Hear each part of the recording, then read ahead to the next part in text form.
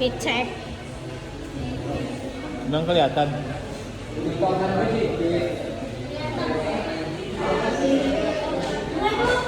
Udah.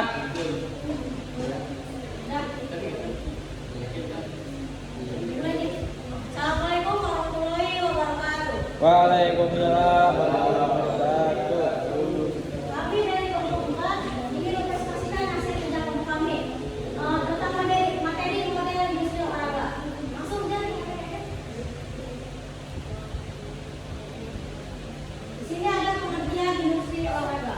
Model industri olahraga adalah cara atau sistem bagaimana kegiatan olahraga dikelola menjadi sebuah industri yang menghasilkan nilai ekonomi di dalamnya mencakup proses produksi, distribusi, dan konsumsi yang berkaitan dengan olahraga. Nah, jadi di dunia olahraga itu bukan cuma main tadi aja, tapi bisa menghasilkan uang dan bisa mengelola bisnis. Selanjutnya ada ruang lingkup olahraga diklasifikasikan menjadi 3. Yang pertama adalah olahraga pendidikan. Olahraga pendidikan adalah olahraga yang diselenggarakan sebagai bagian dari proses pendidikan.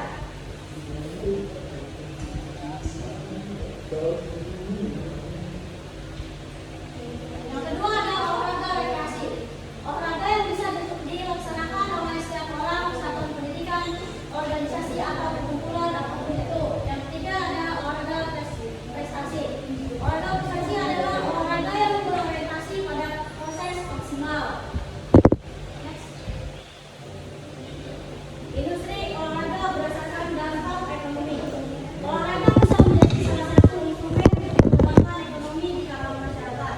Dampak ekonomi adalah industri olahraga merupakan suatu model yang dapat berpengaruh terhadap perkembangan industri olahraga. Di antaranya yang pertama adalah rekreasi dan internet olahraga seperti iklan, film, perorangan, dan kegiatan olahraga lain. Yang kedua adalah produk dan servis olahraga seperti desain, manufacturing, dan distribusi peralatan atau pakaian. Yang ketiga ada organisasi penunjang olahraga seperti yoga. Nah, di sini udah jelas ya, rekreasi dan entertainment itu untuk olahraga seperti iklan, film, perorangan, dan kegiatan olahraga lain. Mungkin selanjutnya disampaikan oleh Raja. Baik, materi selanjutnya adalah materi industri olahraga berdasarkan produk. Dari sisi produk ini adalah sesuatu yang dapat ditawarkan di pasar untuk diperhatikan, dipakai, dimiliki ataupun dikonsumsi sehingga dapat memuaskan keinginan atau kebutuhan untuk berolahraga. Nah, ada tiga tipe jenis produk yang banyak dikenal dalam perencanaan dan pengembangan produk. Nah, ketiga produk yang umum dikenal di kalangan ini, di kalangan industri olahraga itu, yang pertama ada convenience good. Jenis produk yang biasa dibeli dengan mudah dengan usaha minimum. Jadi barang yang dibeli konsumen itu dapat sangat mudah, sering, dan usahanya sangat minimal.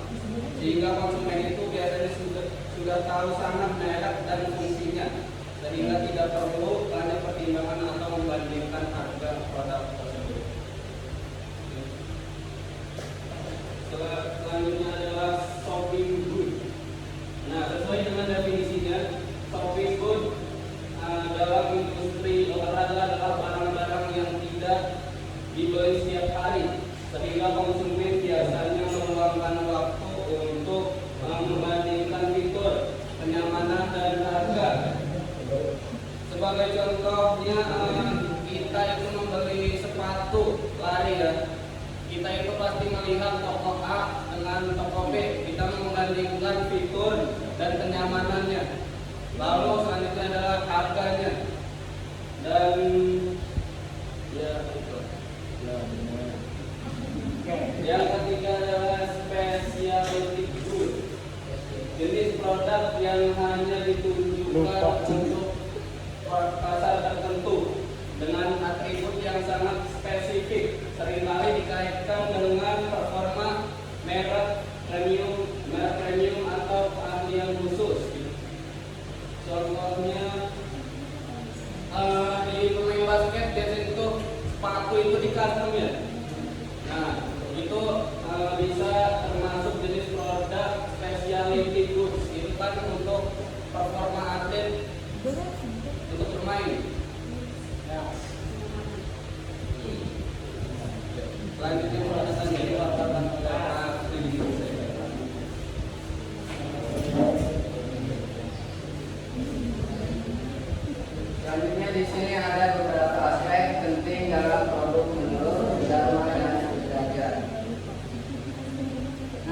Yang pertama, sport organization must compete and corporate, yaitu yang artinya itu organisasi olahraga harus bersaing dan bekerja sama.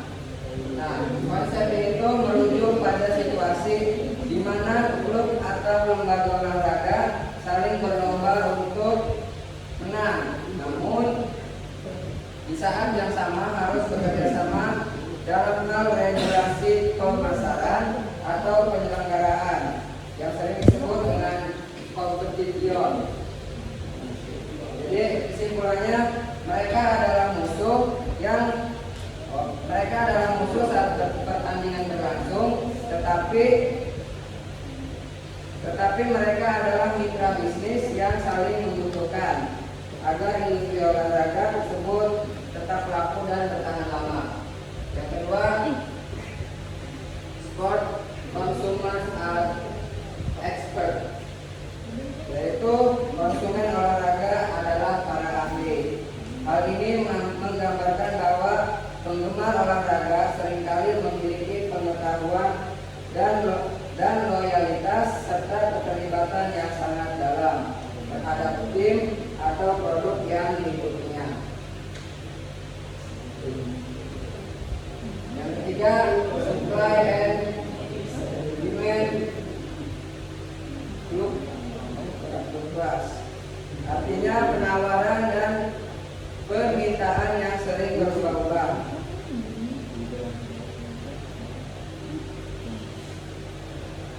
Nah, pada saat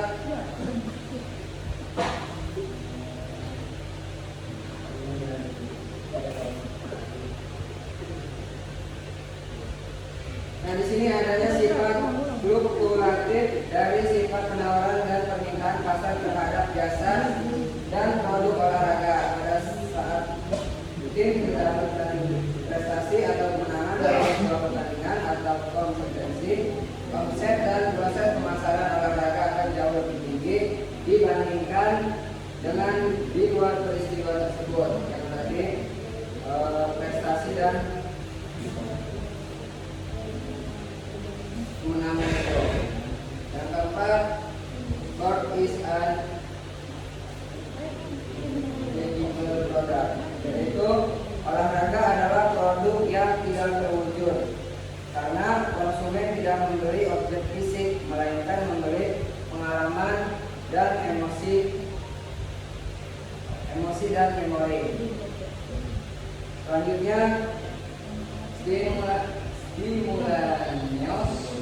konsumsi, artinya konsumsi serentak. Pemanfaatan produk olahraga khususnya pelayanan kegiatan olahraga bersifat simultan pada saat membeli tiket, tapi juga pemanfaatan layanan olahraga dirasakan oleh konsumen.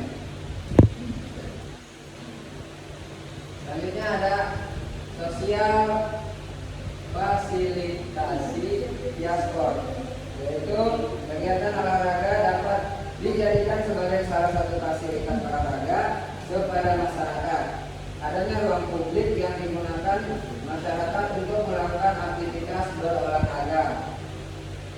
Yang selanjutnya, inconsistent nature of product, yaitu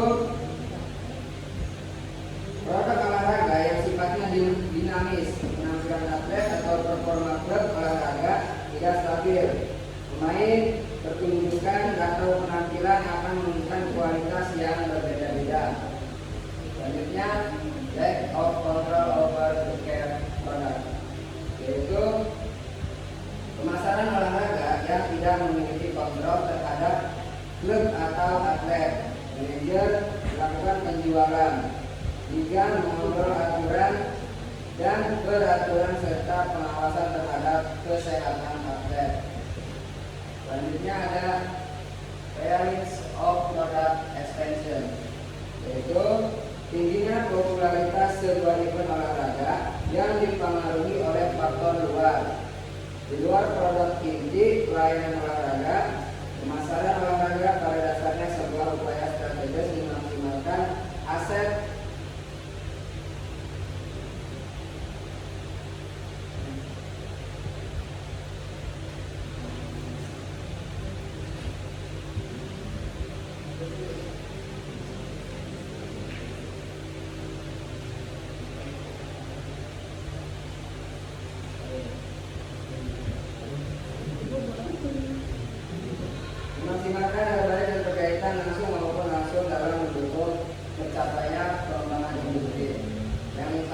yaitu consumer versus industrial nature of sport, yaitu karakter petisi dan promosi hadir secara bersamaan pada saat penonton menyaksikan pertandingan kejuaraan olahraga dalam waktu yang bersamaan.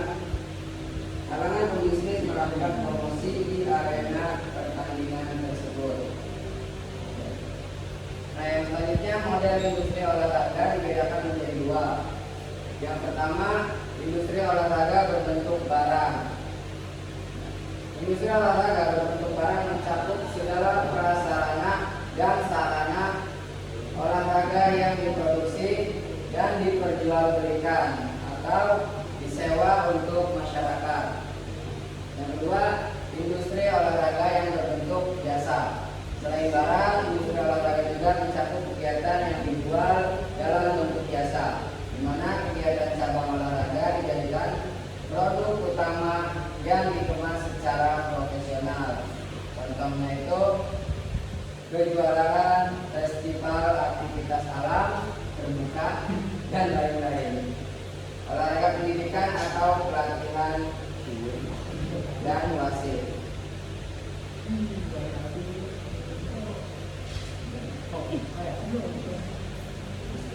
Selanjutnya kajian dulu.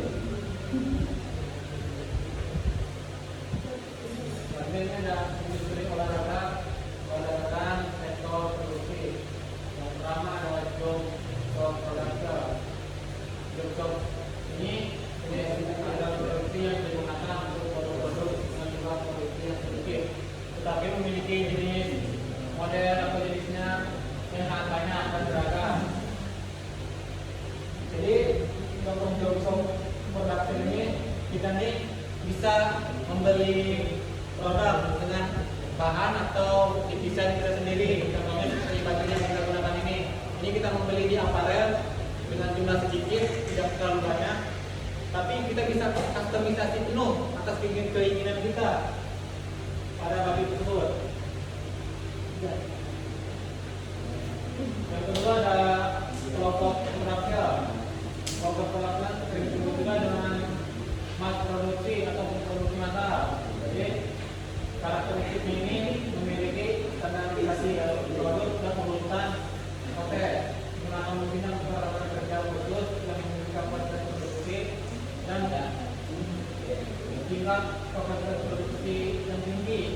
Terus siklus produksi yang lebih pendek, perencanaan pengelolaan produksi lebih mudah, penanganan material dapat dilakukan secara otomatis, pengelolaan material lebih cepat dibandingkan produksi barang.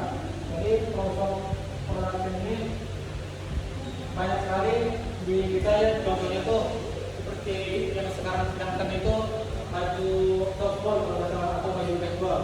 Jadi desainnya hampir sama, tapi dengan jumlah atau volume yang lebih banyak. Yang ketiga ada produksi production. Karakteristik dari produksi production ini yaitu memiliki fleksibilitas yang tinggi, tapi volume produksinya sangat rendah. Unit atau produk yang diproduksi tersebut diletakkan di tempat yang tetap, sumber daya yang diperlukan dibawa ke tempat produksi, yaitu proyek produksi ini seperti membuat gol, membuat lapangan sepak bola, atau membuat kolam renang. Karena proyek produksi ini berbentuk proyek dan juga memiliki fleksibilitas yang tinggi, yaitu seperti lapangan sepak bola tidak digunakan untuk pesta pernikahan dan lain-lain.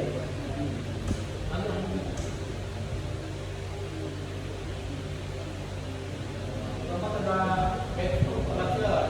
Metode produksi mirip dengan proses produksi mesin job shop. Perbedaannya terletak pada jumlah atau volume yang diproduksinya lebih banyak dan berulang. Karakteristik dari batch production ini antaranya waktu produksi lebih pendek, tempat dan mesin lebih fleksibel.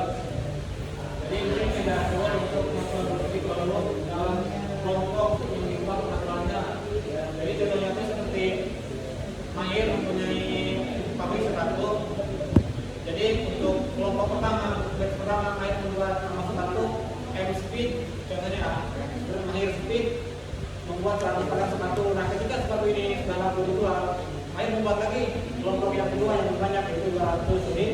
Dan peralatan ini memproduksi di kelompok pertama, kelompok kedua dan seperti itu.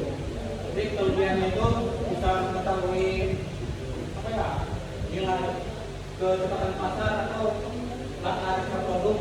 Misalnya kita membuat satu unit pertama misal kita laku berarti di sebuah itu, tapi kalau laku berat kita dilanjutkan ke kelompok selanjutnya. Yang kelima itu continuous production.